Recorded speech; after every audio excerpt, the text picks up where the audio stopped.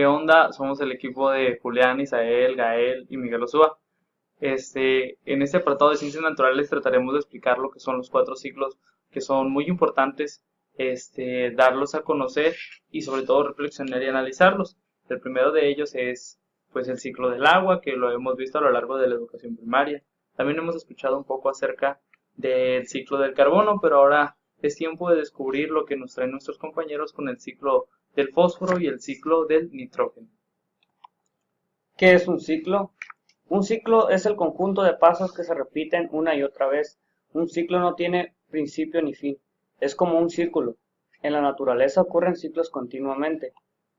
¿Qué es el ciclo del agua? El ciclo del agua es el proceso que sigue el agua al pasar a la Tierra, a la atmósfera y de nuevo a la Tierra. Por medio de este ciclo se forman diferentes cuerpos de agua, los mares, los ríos y los lagos.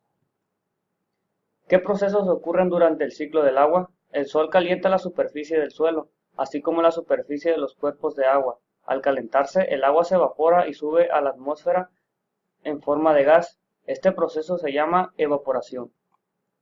El vapor del agua es el nombre que recibe el agua en forma de gas. El vapor de agua se enfría al subir a la atmósfera, pasa de gas a líquido. Este proceso se conoce como condensación. Al condensarse, el agua forma millones de gotas y muy pequeñas. Estas gotas forman las nubes. Cuando las gotas de agua se unen con otras en las nubes, se tornan grandes y pesadas. Entonces, caen a la tierra en forma de lluvia, de nieve o granizo. Este proceso se conoce como precipitación. De esta forma, el agua regresa al suelo, donde comienza nuevamente el ciclo del agua. Entonces, pues es muy importante, ¿no? Recordar los procesos del ciclo del agua, los cuales pues conocemos como evaporación, condensación, precipitación y otros momentos que es importante reconocer, ¿verdad? El ciclo del carbono, que es el que vamos a ver ahora, podemos decir que también es un ciclo muy importante porque pues ayuda a mantener el clima de nuestro planeta, ¿no? En todos los procesos atmosféricos. El ciclo del carbono pues es un proceso de transformaciones que el carbono sufre a lo largo del tiempo. Este ciclo es para la regularización del clima de la Tierra, como ya lo había mencionado, y en él se ven implicado pues otras actividades básicas para el sostenimiento de la vida. Un ciclo que se relaciona con el ciclo del carbono pues es el ciclo biológico, que comprende los intercambios de carbono entre los seres vivos y la atmósfera, es decir, la fotosíntesis, ese proceso que conocemos en que las plantas que producen su propio alimento, pero también a la vez purifican el dióxido de carbono y lo convierten en oxígeno, que es el que nosotros respiramos. Este proceso del carbono pues se retiene en las plantas y la respiración lo devuelve a la atmósfera. Es relativamente rápido, estimándose que la renovación del carbono atmosférico se produce cada 20 años. Entonces, como podemos observar en la imagen, la fotosíntesis de las plantas, ellas absorben lo que es el dióxido de carbono y todo lo que se respira.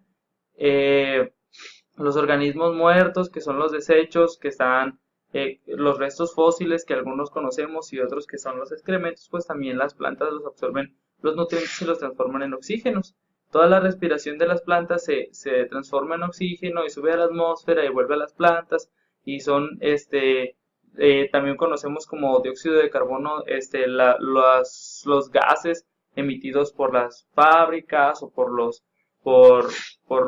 autos, y es precisamente lo que nosotros hacemos, ¿no? Al respirar transformamos lo que es el oxígeno que inhalamos, al exhalarlo lo convertimos en dióxido de carbono y es el ciclo que constantemente se da.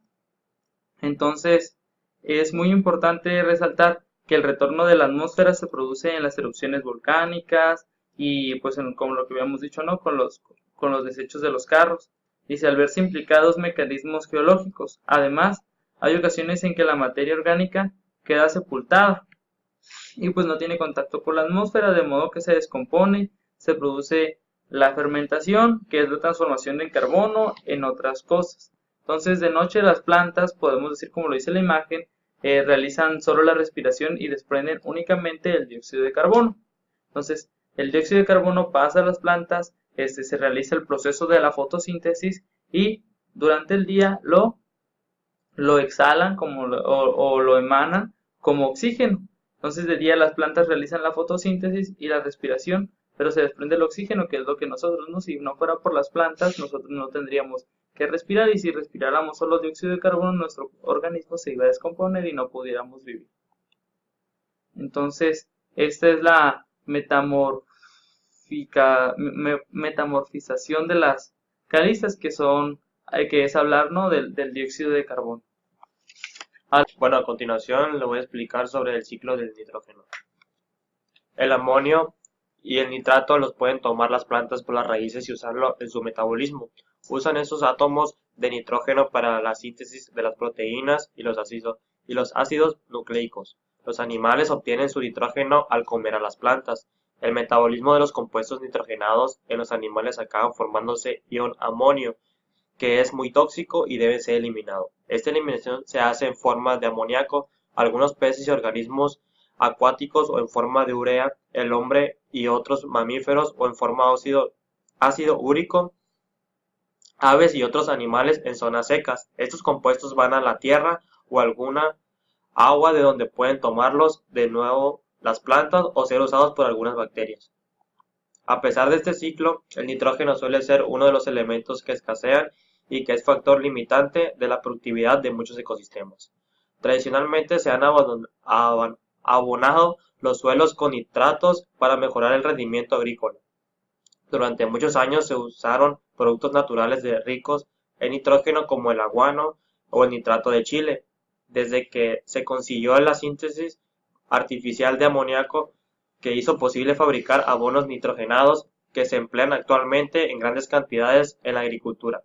Su mal uso produce a veces problemas de contaminación en las aguas. Y es lo que podemos observar en la imagen, ¿no? Todo lo que explicó nuestro compañero Gael, de cómo constantemente se repite ese ciclo, que si muchas veces no se cuida, pues produce contaminación, ¿no? Ahora escuchemos lo que nos trae nuestro compañero Miguel. Bueno, pues yo le voy a dar continuación al hablar del ciclo del fósforo. El fósforo interviene en la descomposición ácidos nucleicos y fosfolípidos. Durante el ciclo del fósforo se produce la mineralización del fósforo. Se solubilizan las formas insolubles, así como la asimilación de los fosfatos inorgánicos. Y mineralización. El proceso de mineralización se encuentra en la relación con la degradación de material orgánico por los microorganismos. Las situaciones que favorecen esta degradación, un sustrato carbonado degradable y la presencia de nitrógeno.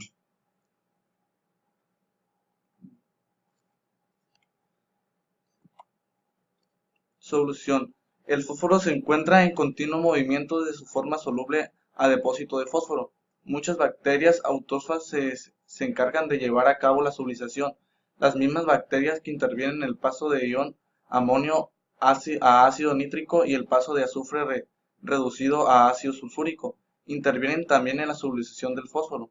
Los seres vivos toman el fósforo en forma de fosfato a partir de las rocas fosfatadas, que mediante metabolización se descomponen y liberan los fosfatos. Estos pasan a los vegetales por el suelo y seguidamente pasan los animales. Cuando estos excretan, los descomponedores actúan volviendo a producir fosfatos. Y es pues lo que se ve en la imagen, ¿no? Cómo se repite el ciclo y cómo se le puede conocer.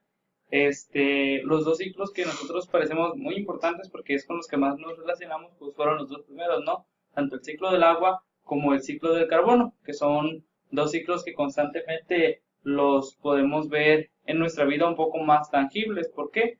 Porque el respirar y todas el humo que producen los carros y cómo vemos que las plantas que nos rodean, no vemos precisamente el trabajo de la fotosíntesis, pero sabemos de ello, es como nos podemos dar cuenta. Igual el ciclo del agua cuando nos toca temporadas de lluvia, ¿no? Sobre todo que sabemos que cuando el clima está muy húmedo, pues está ocurriendo el proceso de evaporización con el de condensación, así como en algunas temporadas del año que nos toca la precipitación pues del agua en forma de lluvia.